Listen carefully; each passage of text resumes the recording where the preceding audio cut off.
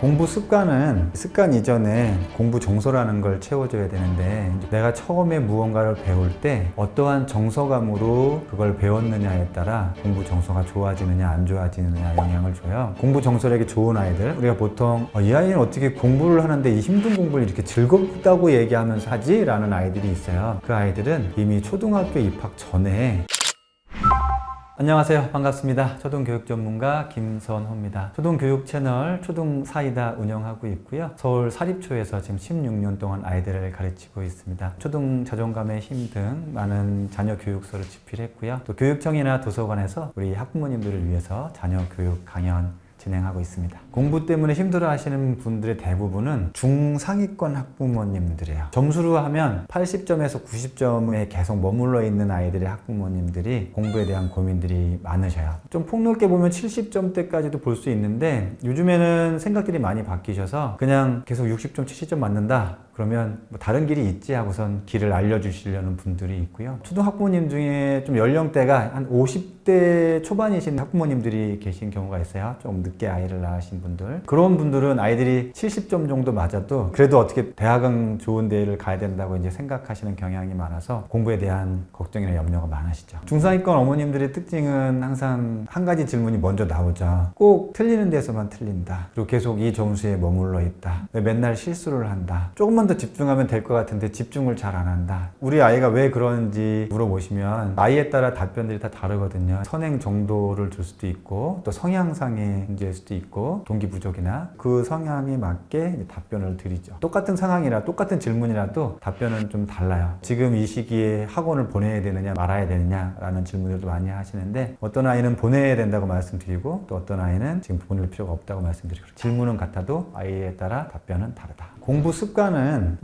이전에 공부 정서라는 걸 채워줘야 되는데, 이제 공부 정서가 배움에 대한 정서감이거든요. 우리가 공부를 인지력이라고 보통 생각을 해요. 근데 아이들은 공부를 좋아하느냐 좋아하지 않느냐가 인지력에 의해 좌우되는 게 아니라, 내가 처음에 무언가를 배울 때 어떠한 정서감으로 그걸 배웠느냐에 따라 공부 정서가 좋아지느냐 안 좋아지느냐 영향을 줘요. 공부 정서력이 좋은 아이들, 우리가 보통 이 아이는 어떻게 공부를 하는데 이 힘든 공부를 이렇게 즐겁다고 얘기하면서 하지? 라는 아이들이 있어요. 그 아이들은 이미 초등학교 입학 전에 좋은 공부 정서감이 많이 형성돼 있어요. 그래서 저는 공부 정서감을 케어하고 키워주는 거 초등학교 1, 2학년 정도까지는 가능하다라고 말씀을 드려요. 공부 습관은 공부 정서에 대한 케어가 안 됐어. 근데 이제 한 3학년쯤 됐는데 이제 공부를 좀 시작해야 될 것 같아. 그러면 그 시기부터는 공부 습관으로 방향을 돌려서 말씀을 드려요. 힘들어도 습관적으로 공부를 해 나가는 방향으로 이제 바꿔야 된다고 말씀을 드리죠. 공부 정서가 좋은 아이들의 특징이 있는데, 그 어머님들이나 아버님들이 입학 전에 최소한 3살, 4살 정도부터 하루에 2시간씩 책을 읽어주셔요.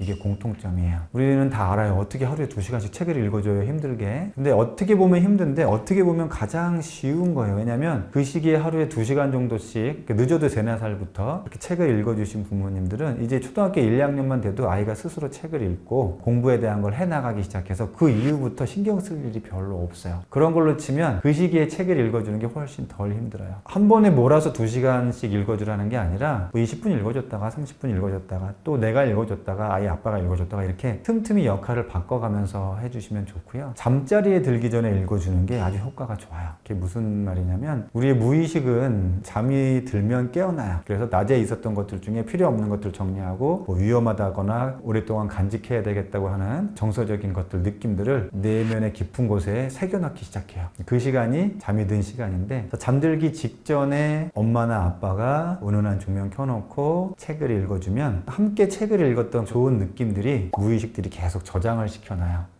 책을 누군가와 함께 있는 것이 이렇게 포근하고 안정감이 있고 즐겁고 행복하구나. 그럼 그 아이들은 책에 대한 정서가 좋아지죠. 그래서 학교에서 보면, 자, 새 학기가 됐어요. 새로운 교과서를 나눠줄게 하고 나눠줘요. 어떤 아이들은 교과서에 받자마자 아유 무겁겠네. 이걸 무겁게 어떻게 들고 갈까? 라고 이야기하는 아이가 있고, 어떤 아이들은 받자마자 바로 펼쳐서 봐요. 이 안에 어떤 즐거운 내용들이 있을까 하고 미리 막 사진도 보고 그림도 보고 막 이렇게 넘겨보는 아이들이 있어요. 이미 책에 대한 정서감이 다른 거죠. 1, 2학년까지도 그래도 잠들기 전에 아이가 스스로 책을 읽을 수 있어도 꼭 책을 읽어주라고 권해드려요. 한 15분에서 20분 정도 읽어주면 그 좋은 정서감이 공부에 대한 정서감으로 영향을 줄 수가 있어요. 그리고 한 가지 더 말씀을 드리면 무언가를 가르치고 배워줄 때 나이가 어릴수록 친절한 어른이 되어주셔야 돼요. 보통 아이들이 똑같은 질문 또 하거든요. 이거 어떻게 하는 거야 하고 계속 반복된 이야기 해달라고 하고 반복된 놀이를 같이 해달라고 하고 그럴 때마다 반복돼서 친절하게 다음 과정을 알려주고 어떻게 해야 되는지 하다못해 똑같은 가정이 있었어요. 엄마 아빠가 심지어 직장도 같은 직종이었고 아이가 집에 가면 할머니가 케어해 주시는 것도 같았고 근데 한 아이는 공부 정서가 좋은 상태로 초등학교에 들어오고 한 아이는 공부 정서가 그냥 평범했어요.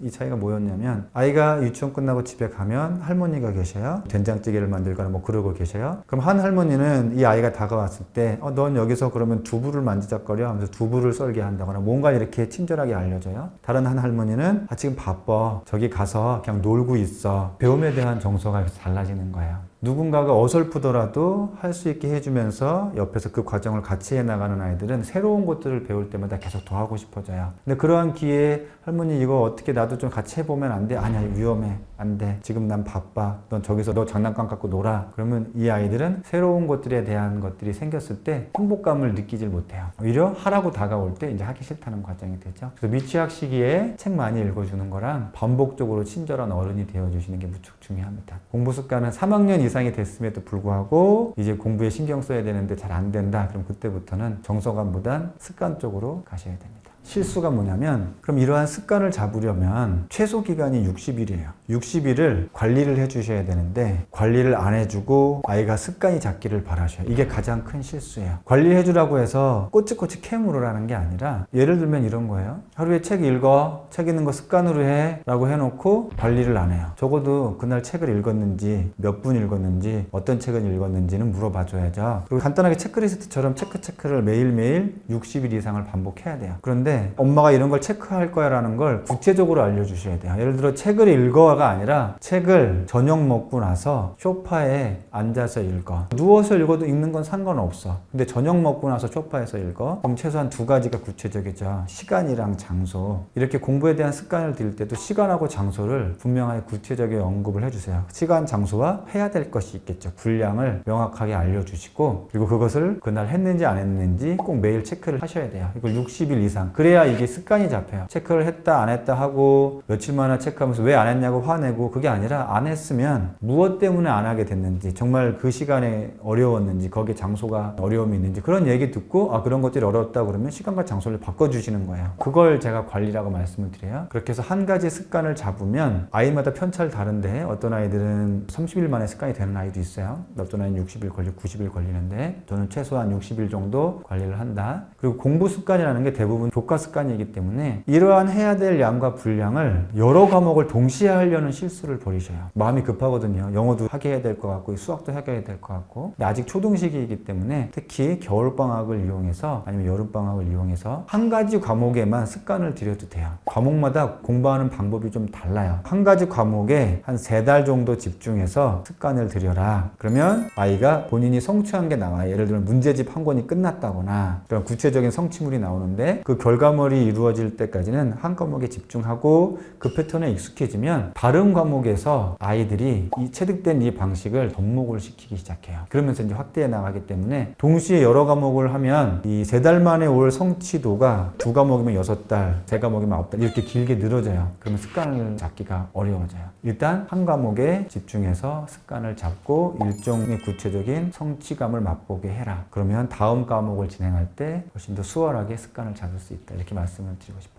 화를 내셔도 돼요. 이게 뭐냐면 훈육을 하는데 사람이 감정을 우리가 AI처럼 화가 난 감정이 있는데 화를 안 낼 수는 없죠. 단 짧게 끝내시는 게 좋아요. 그리고 구체적으로 오늘 수학 3쪽 풀기로 했고 앞으로 60일 동안 매일 이 습관을 갖기로 했는데 수학 3쪽 안 풀었네? 그럼 아이가 어떤 이유를 얘기하겠죠? 근데 그 이유가 합당할 수도 있어요. 몸이 아팠거나 진짜로 아니면 다른 걸로 바쁘거나 그래서 못했구나. 그럼 내일은 그대로 진행하도록 근데 변경해야 될 것 것들은 그럼 변경해 줄게. 근데 얘기를 들어봤는데 정말 핑계야. 스마트폰을 받고 시간도 여유 있었고 본인은 뭐라고 얘기하지만 이게 핑계면 짧게 얘기를 해 주셔야죠. 엄마가 생각하기에 시간 충분했어. 그때 너 스마트폰만 보고 있었잖아. 그리고 내일은 오늘 해야 될 분량까지 스마트폰 하는 시간 몇 시간 빼고 진행. 이렇게 짧게 하고 끝내시는 거예요. 그리고 그걸 다 끝내면 내일 스마트폰을 주는 거죠. 물론 스마트폰을 가지고 저는 딜하라고 말씀을 드리진 않아요. 초등시기에는 스마트폰을 아예 사주지 않는 게 제일 좋습니다. 다시 돌아가서 감정이 실릴 수 있다. 단 감정을 드러내는데 아이에게 수치감을 느끼는 감정이 있어요. 약간 비꼬는 듯이 너가 맨날 이런 식으로 하니까 살이 찌는 거야. 멍청인 거야. 이거는 하시지 말라고 무조건 말씀을 드려요. 이거는 나는 화를 냈다고 생각하지만 아이의 마음에 분노감이 생겨요. 나를 수치스럽게 만들면. 그런데 저는 버럭하는 것까지도 괜찮다고 말씀드려요. 물론 그렇게 하고 나서 아이도 좀 화가 나고 나도 화가 나고 후회되는 부분이 있으나 엄마를 미워하지는 않아요. 왜냐하면 내가 분명히 잘못한 게 있거든요. 그리고 나중에 가서 다른 쪽으로 엄마든 아이든 뭔가 그걸 뭐 미안해라고 얘기한다거나 아니면 그냥 뭐 맛있는 거 먹자 하면서 이렇게 스물스물 지나가져요. 단 그렇게 말하고 나서 그렇게 말한 내 자신에 대해서 내가 좀 죄책감이 들고 내가 왜 이랬을까 후회감이 클 뿐이지 생각보다 아이들이 잠깐 버럭한 것 가지고 상처받거나 그러지 않습니다. 회복도 탄력성 괜찮아요. 그래서 안 한 것에 대해서 화가 나면 짧게 끝내고 구체적으로 들어가라. 이제 말을 길게 하시다 보면 3, 4년 뒤가 나오죠. 너가 계속 이렇게 하면 대학이 어쩔 거고 뭐하고 하면서 거기에 또 아이가 또 뭐라고 한마디 하면 버럭 하는 수준까지 가기 때문에 최대한 단호하고 짧게 명확하게 훈육을 하시길 바랍니다.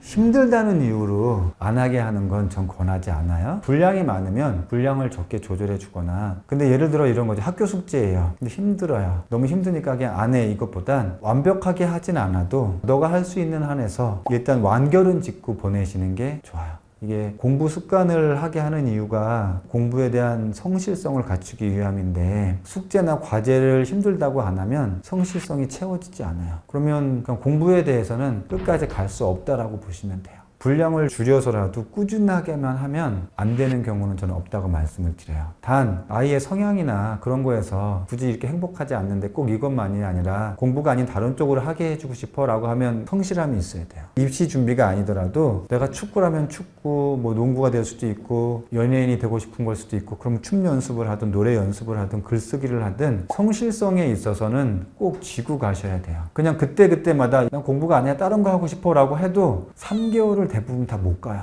왜냐면 내가 좋은 거라고 뭐 생각하고 시작했는데 아무리 좋은 것도 다음 레벨로 올라가려면 항상 고비가 있고 견뎌야 되는 기간이 있거든요. 그래서 아이가 좋아하는 걸 찾으시기보다 우리 아이를 관찰하시고 우리 아이가 감각적으로 조금 재능이 있거나 여기서 말하는 재능은 뛰어난 재능을 얘기하는 게 아니에요. 그냥 감각이 소리에 좀 민감해. 아 얘는 말하는 걸 참 좋아해. 얘는 그림 그리는 거에 좀 감각이 있어. 이렇게 10년 이상을 자녀를 봐왔으면 그런 것들을 알거든요. 그럼 그것을 하게 도와줄 때 만약에 그림이라면 매일 하루에 3장씩 도화지를 채워나가는 축구라면 매일 슛을 한 30번씩 연습하는 이러한 성실함과 습관은 그쪽 방향에서도 마찬가지로 이어나가셔야 돼요. 그런데 이렇게 말씀드리고 싶어요. 사실 공부 이외의 다른 분야에서는 훨씬 더 많은 노력과 성실성이 요구돼요. 왜냐면 경쟁력이 훨씬 더 치열한 분야가 대부분이거든요. 그래서 과제에 있어서는 힘들더라도 할 수 있는 방향을 같이 모색해주는 방안으로 가셔야지 힘들다는 이유로 그냥